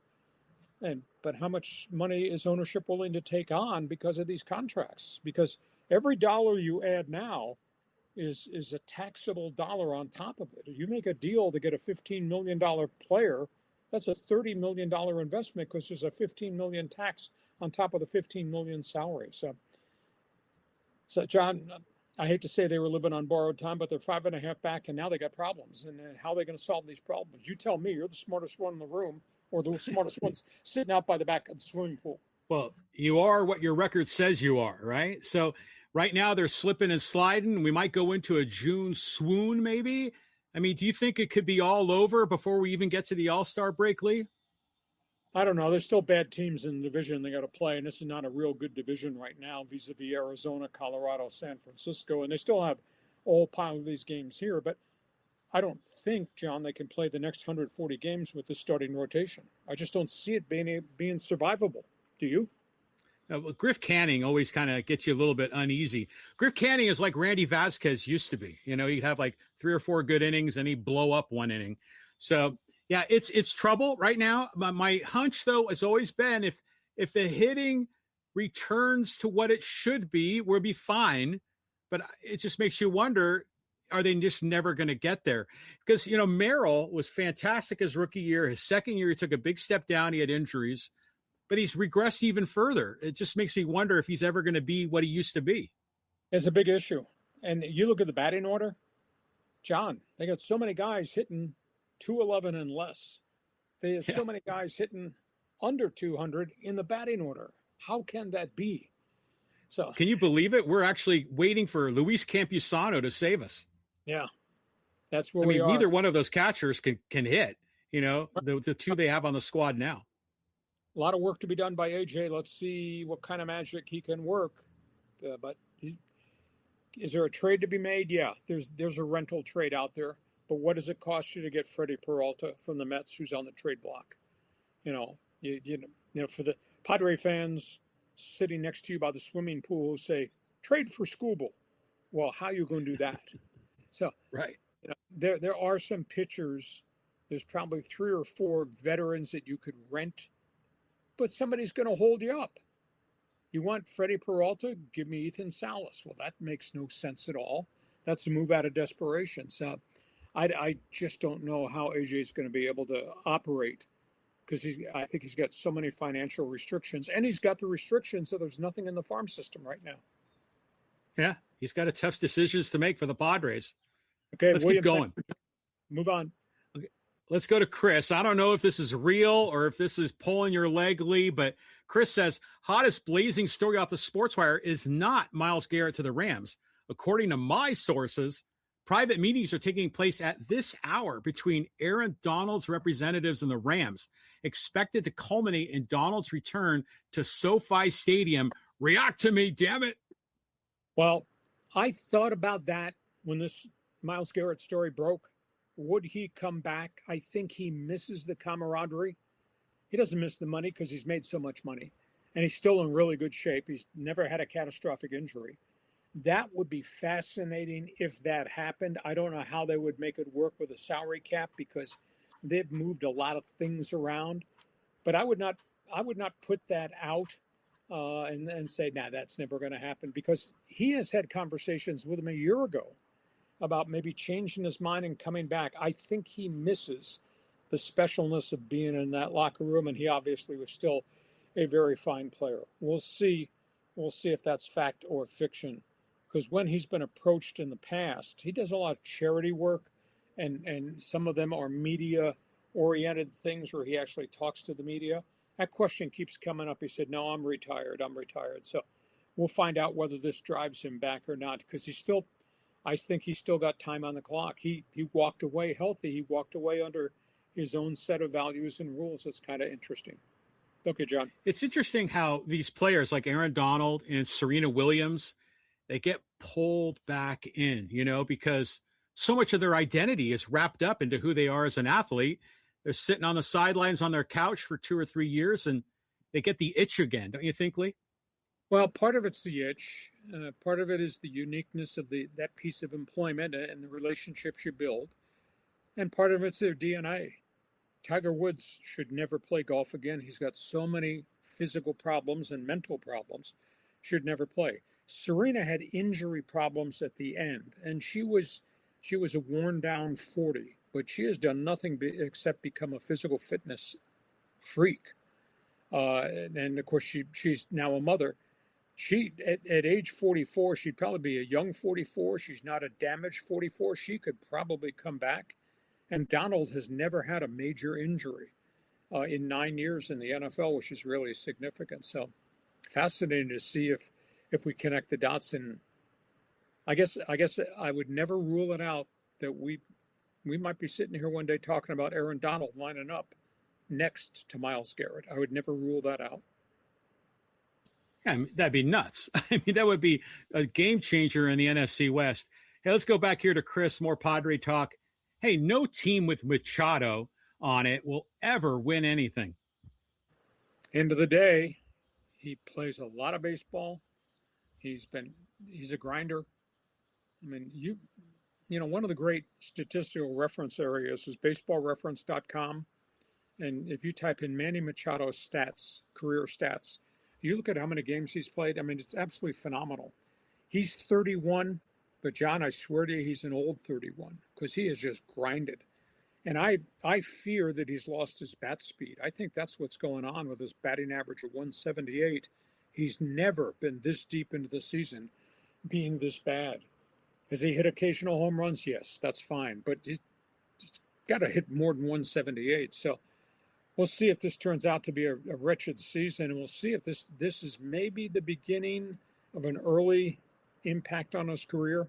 Because he tend to me, John, it comes off as an older 31-year-old player. Well, you know what? He's been hitting the ball deep. Warning track, up to the wall, just short. Is that bat speed? Maybe. You might be right. I mean, you said you had the data from Sportico on this to back you up. I just remember the pictures of Manny right before he got his contract extended by Peter Seidler. And maybe like in pregame, like behind the batting cage, when the guys are doing warm-ups. And he'd have his arm around Peter Seidler, Machado kind of being the guy, being a friend of Peter Seidler, which you looked at it back then and you said, that's cool, that the owner and the player have a great relationship. But then you kind of wonder, a little bit of smooth talking, Manny sort of warming up the owner. Do you think maybe looking back that extension was far too generous? Well, the contract was excessive for years and obviously price tag.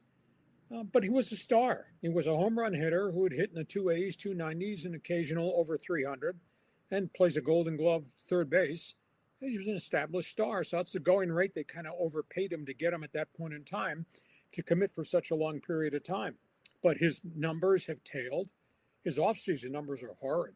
He's a lifetime 211 hitter in postseason. So I don't have the answer to the guy. He's a bit of an enigma. His rep in Baltimore was really bad, and he didn't leave LA on real good terms, and he came here, and I think people, John, looked at him sideways when he came here. Now, he's produced. Has he been worth every cent that they paid him up until recently? Yeah, but surely not in postseason, and surely not this season at all. And I think you have to be a little concerned. Is this the beginning of the down cycle? Because guys get old real quick.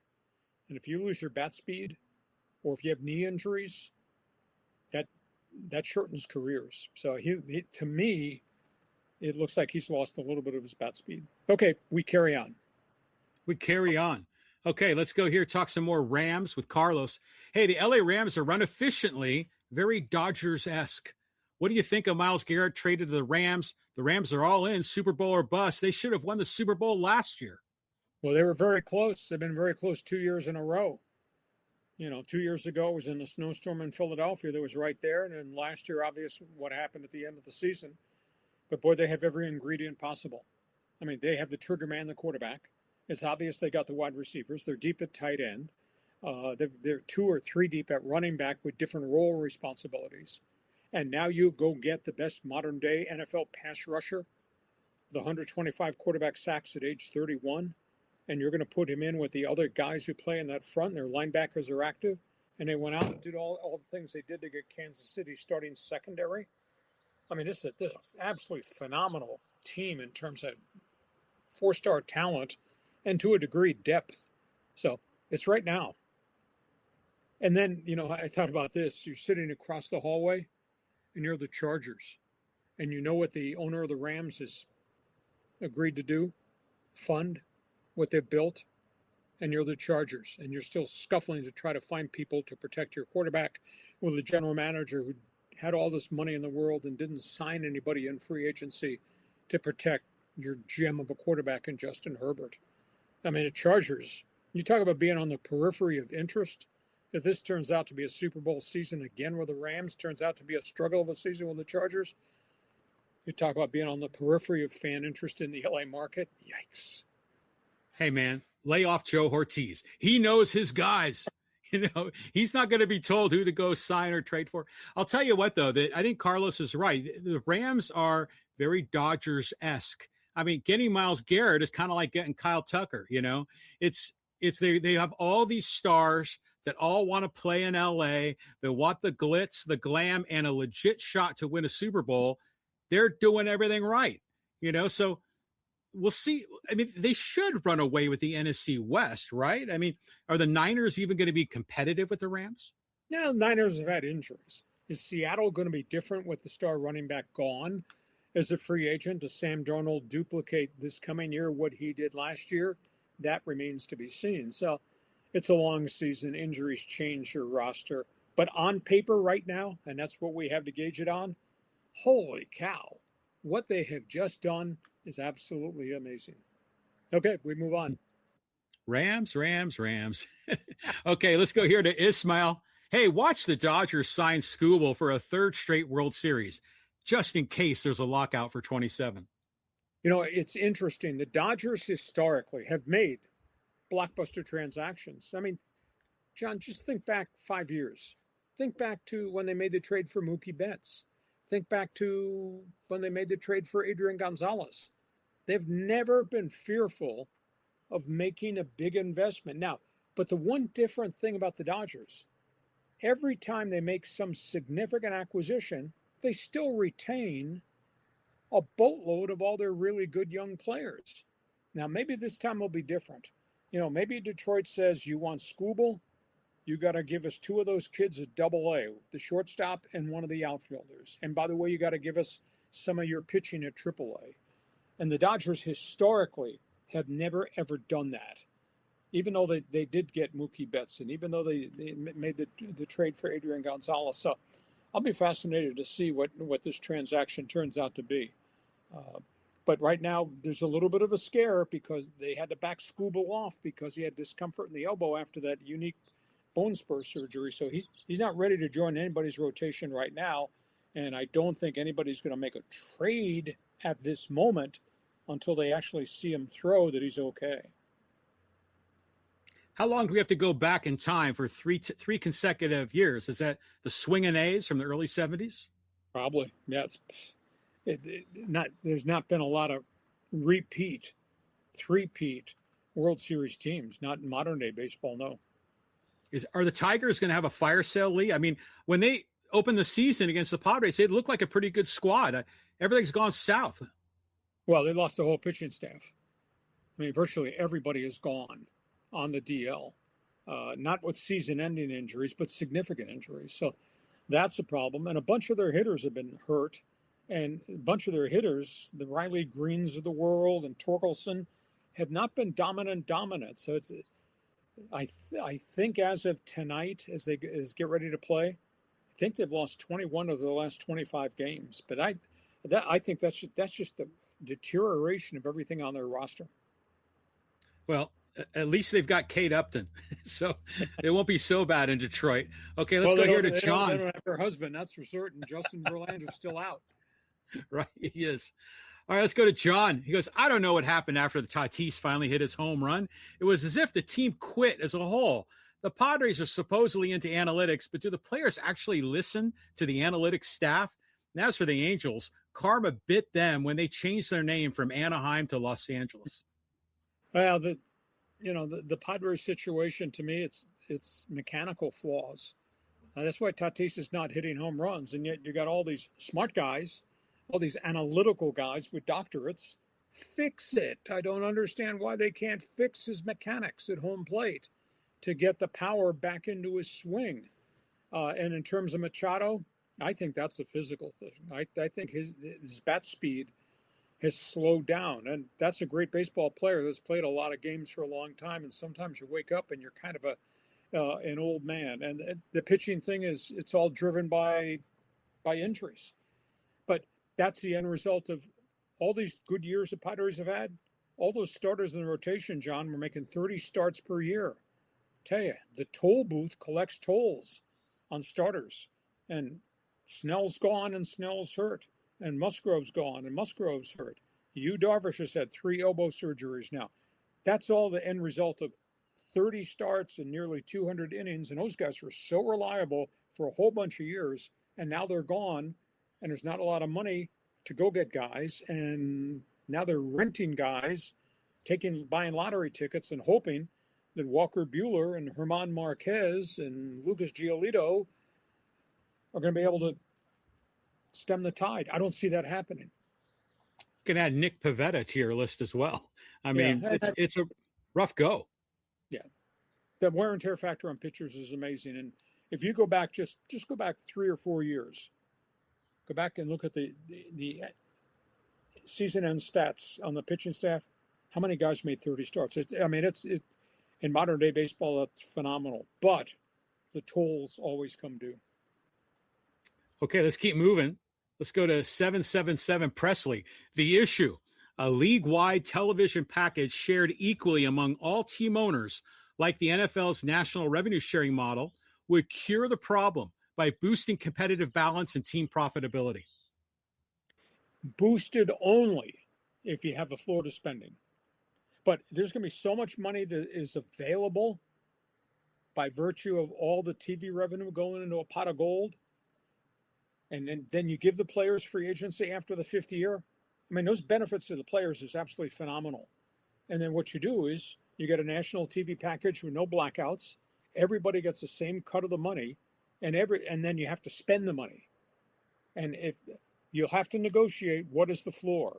Is the floor 150 million, or is it 170 million? Is the floor 75% of what the top is? If it's a threshold for the luxury tax, that's got to be negotiated. You have to use the figures, move them all around to make that happen.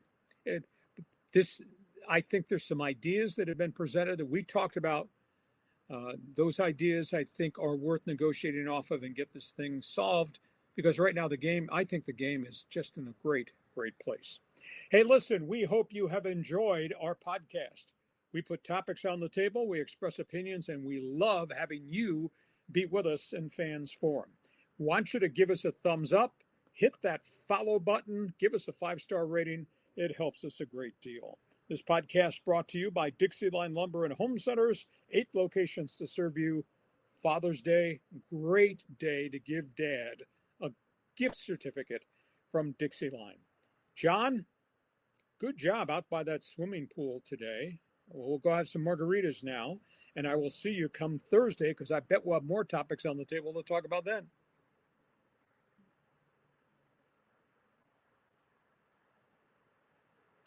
I was just say, I know. I turn my mic off when you're talking, so we don't have all the static. I've been having trouble with my mic. So anyways, Great weekend, great sports weekend, Lee. Going to have a lot to talk about on Monday. And we'll talk to you come Thursday. You have yourself a great Thursday. day. Thank you for joining us. Great to have you on board on Hacksaw's Headlines. Join us again for Hacksaw's Headlines on YouTube, Facebook, and Twitter. And find the audio version on your favorite podcast app. For more content, go to LeeHacksawHamilton.com.